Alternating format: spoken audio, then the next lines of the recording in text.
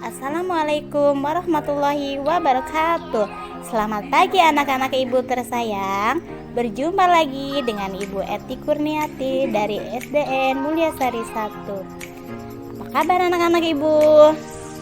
Semoga kita semua dalam keadaan sehat dan tetap menjaga kebersihan dengan 3M, yaitu 1. Menggunakan masker, 2. Mencuci tangan dengan air yang mengalir, 3. Menjaga jarak. Baik, sudah siap belajar?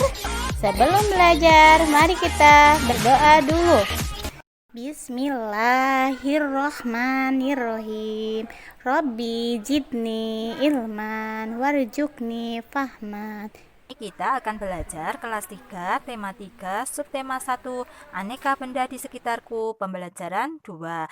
Benda terbuat dari berbagai bahan dasar. Mari kita pelajari bahan pembentuk benda. Ayo, siapa yang tahu bahan untuk membuat pensil? Pensil terbuat dari kayu. Di sekitarmu banyak sekali benda yang terbuat dari kayu. Beberapa di antaranya adalah meja, kursi, dan lemari. Kayu juga digunakan untuk membuat benda kerajinan, misalnya patung dan figura. Kayu adalah bagian dari pohon. Untuk memperoleh kayu, kita harus menebang pohon, kemudian mengambil bagian batang untuk diolah menjadi berbagai macam benda. Perubahan dari batang kayu menjadi benda-benda tersebut melalui proses yang berbeda-beda. Pertama, batang pohon ditebang. Batang pohon yang telah ditebang disebut kayu gelondongan atau log. Kemudian, log dikirim ke pabrik atau pusat penggergajian. Pengiriman log menggunakan angkutan khusus seperti truk, melalui darat atau kapal melalui sungai. Setelah itu, log dipotong-potong sesuai keperluan.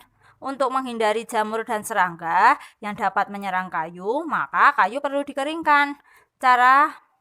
Caranya yaitu dengan dijemur. Kayu dijemur sekitar 2 hingga 4 minggu. Setelah dijemur, kayu siap diolah sesuai keperluan. Kayu dapat dipilih menjadi bahan dasar benda. Mengapa? Karena kayu mempunyai banyak keunggulan. Keunggulan kayu adalah mudah dibentuk. Beberapa benda yang terbuat dari kayu jati dapat bertahan sampai puluhan bahkan ratusan tahun. Kelemahan benda berbahan kayu adalah tidak tahan api, sehingga mudah terbakar. Ada beberapa jenis kayu yang mudah terserang rayap atau serangga lainnya. Berdasarkan wacana di atas, jawablah pertanyaan berikut ini. Nomor 1, berapa lama waktu yang dibutuhkan untuk mengeringkan kayu? Berapa tadi ya? Ada yang tahu? Betul sekali, waktu yang dibutuhkan untuk mengeringkan kayu yaitu 2 hingga 4 minggu. Nomor 2, apa keunggulan benda yang terbuat dari kayu? Keunggulan benda yang terbuat dari kayu yaitu mudah dibentuk dan dapat bertahan lama.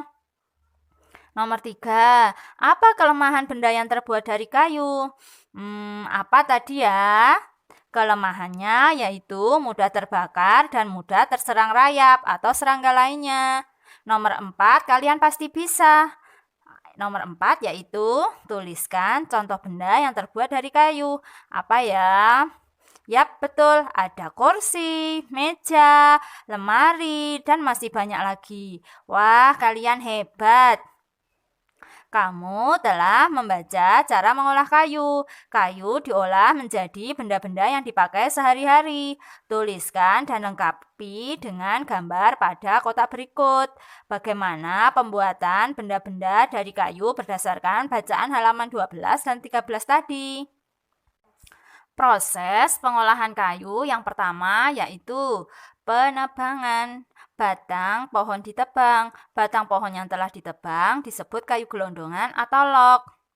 Yang kedua yaitu pengiriman. Log dikirim ke pabrik atau pusat penggergajian. Pengiriman log menggunakan angkutan khusus seperti truk melalui darat atau kapal melalui sungai. Yang ketiga, pemotongan. Log dipotong-potong sesuai keperluan.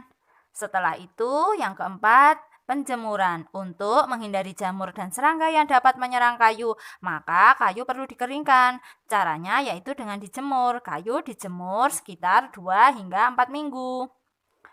Nah, sekarang perhatikan benda-benda di sekitarmu. Adakah yang terbuat dari kayu? Tuliskan hasil pengamatanmu di kolom yang telah disediakan.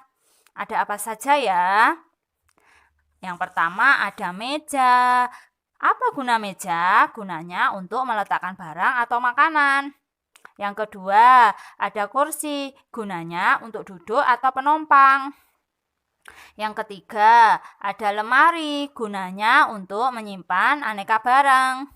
Yang keempat, ada tangga, gunanya untuk mempermudah seseorang ketika ia ingin naik ke suatu tempat yang lebih tinggi.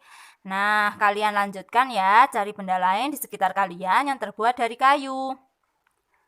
Ayo, sekarang kita berdiskusi.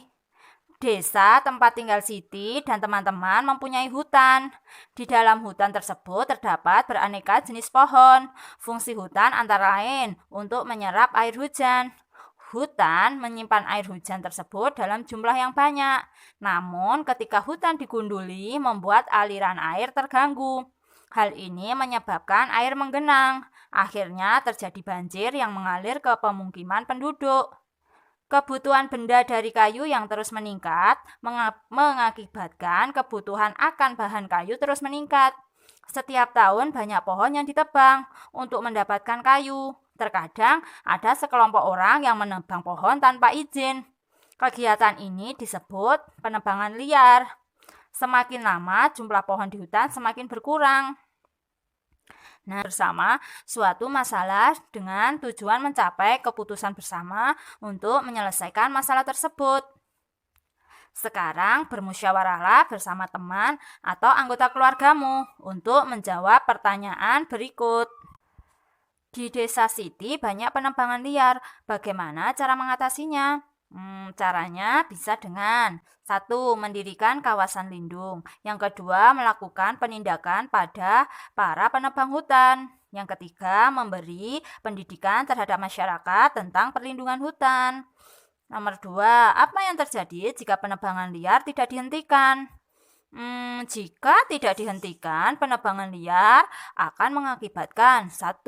Hilangnya kesuburan tanah. Yang kedua, turunnya sumber daya air. Yang ketiga, punahnya keanekaragaman hayati.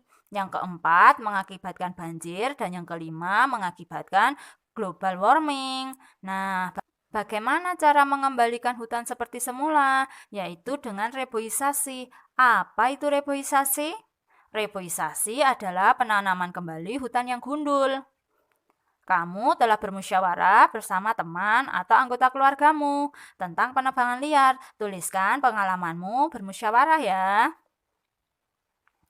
Musyawarah merupakan salah satu cara untuk mencapai keputusan bersama. Apa yang terjadi jika keputusan langsung diambil tanpa musyawarah sebelumnya? Yang terjadi pasti nanti akan menjadi berat sebelah, bisa menjadi berat ke satu golongan atau ke golongan lainnya. Mengapa perlu musyawarah dalam mengambil keputusan bersama? Karena setiap peserta musyawarah dapat menyampaikan pendapatnya. Hal ini akan menjadi beberapa jalan alternatif dalam menyelesaikan suatu permasalahan yang menyangkut kepentingan bersama.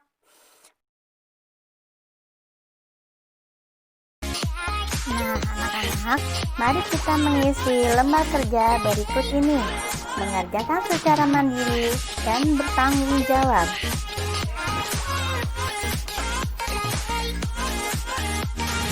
Alhamdulillah, pembelajaran hari ini sudah selesai.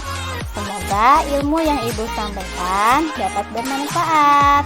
Sampai bertemu di pembelajaran berikutnya. Assalamualaikum warahmatullahi wabarakatuh.